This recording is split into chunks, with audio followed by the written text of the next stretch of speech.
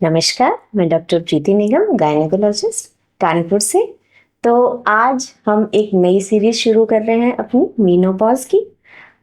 Menopause जो होता है वो फीमेल की लाइफ में एक बहुत इम्पॉर्टेंट स्टेज है और इस वाली स्टेज में बहुत सारी ऐसी चेंजेस हैं जो फीमेल की बॉडी में होते हैं। पेशेंट घबराते हैं, परेशान होते हैं, नहीं जानते हैं। तो इन्हीं सब बातों के बारे में बात करने के लिए हम लोगों ने एक नई सीरीज स्टार्ट करी है, मीनोपॉज सीरीज, और आज हम बात करेंगे उसके फर्स्ट वीडियो के बारे में।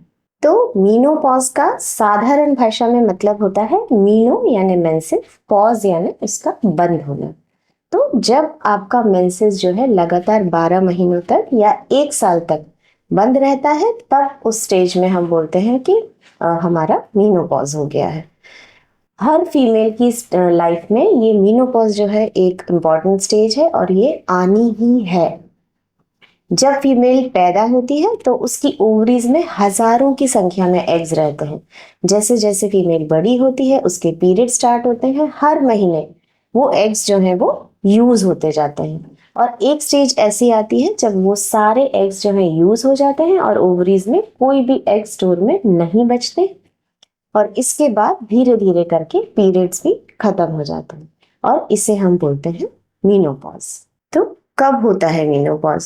यूजुअली जो इंडियन फीमेल्स हैं उसमें मीनोपॉज की एज जो है वो 40 ईयर्स से लेके 50 ईयर्स तक के बीच में होती है। कभी कभी 55 ईयर्स तक भी मेंसेस लोगों को होते रहते हैं।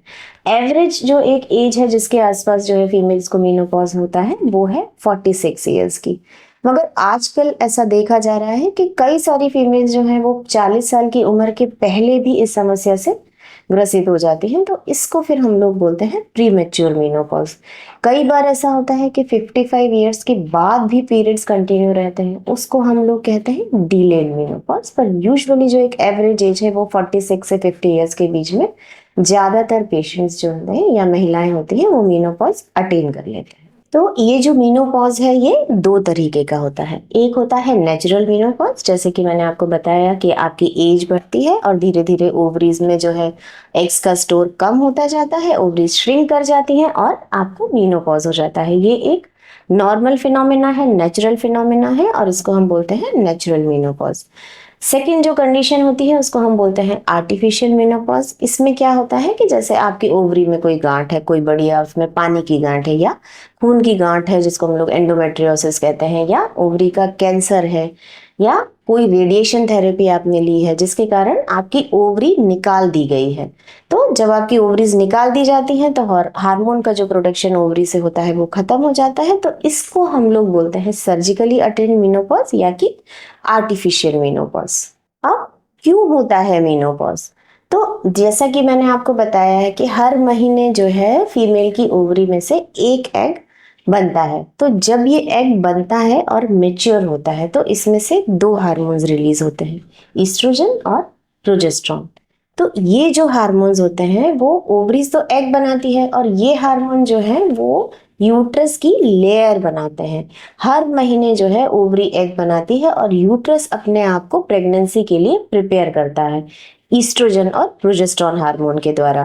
तो जब यूट्रस अपने आप को प्रिपेयर करता है तो उसके अंदर जो है एक परत बनती है जो एग को कैच करने के लिए रेडी रहती है कि अगर प्रेगनेंसी होती है तो एम्ब्रियो वहां पे इम्प्लांट हो जाएगा। अब अगर प्रेगनेंसी नहीं होती है तो इस तरीके के हार्मोनल चेंजेस होते हैं कि ये जो परत होती है वो शेड हो जाती है, वो इस्तेमाल नहीं होती है तो परत शेड होती है। जब ये परत शेड होती है तो इसके साथ ब्लड फ्लो भी होता है और उस ब्लड फ्लो को हम बोलते हैं मेंसेस या पीरियड।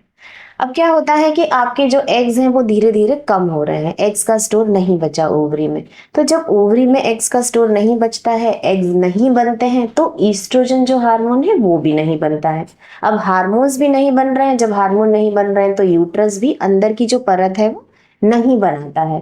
तो जब परत ही नहीं है तो वो शेड भी नहीं होती है और शेड नहीं होती है तो ब्लड फ्लो नहीं होता है। तो इस तरीके से धीरे धीरे ब्लड फ्लो जो है तो वो होना कम होता जाता है, बंद होता जाता है और एक स्टेज पे आके आपको मीनोपॉज हो जाता है।